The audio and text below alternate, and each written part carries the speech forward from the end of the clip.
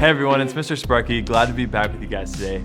We're going to be diving into more on contentment and not missing out on what you have right now. Who remembers what contentment is? It's learning to be okay with what you have. Today we're going to look back all the way to the back book of Exodus to see what happened with God's people, the Israelites, after they left Egypt. As you might remember, the Israelites had been forced to work as slaves in Egypt. They cried out to God to help them, and God sent them a man named Moses to lead them into freedom. God even parted the waters of the Red Sea so the Israelites could safely walk across to the other side. However, the people still were not satisfied with what God was doing, and they were still tired of being in the wilderness and hungry. And Exodus 16 verse 2 says, "And the whole congregation of people of Israel grumbled against Moses and Aaron in the wilderness." Hold on. If I were Moses, I would have been thinking, really you guys? You really wish you could go back to Egypt where you were slaves?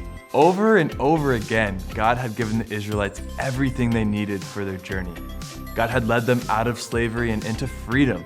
God had provided food in the desert and water from a rock, but the Israelites kept complaining because they kept thinking about the way things were done before.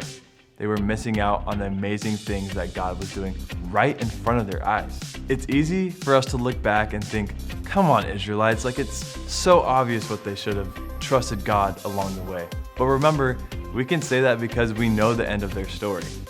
And the same thing that happened with them can happen with us. We can miss out on what God is doing in our lives if we forget to look for it. So remember, don't miss out on what you have right now. If we're in a situation that we're not sure about, we can easily focus on the past or worry about what might happen in the future. But a big part of contentment is learning to be grateful for the good things in your life right now. It's learning to trust what God has no matter what. Don't miss out on what you have right now. If you're in a situation that you're not sure about, we can easily focus on the past or worry about what might happen in the future. But a big part of contentment is learning to be grateful for the good things in your life right now. Have a great day, guys, and we'll see you guys back here next week.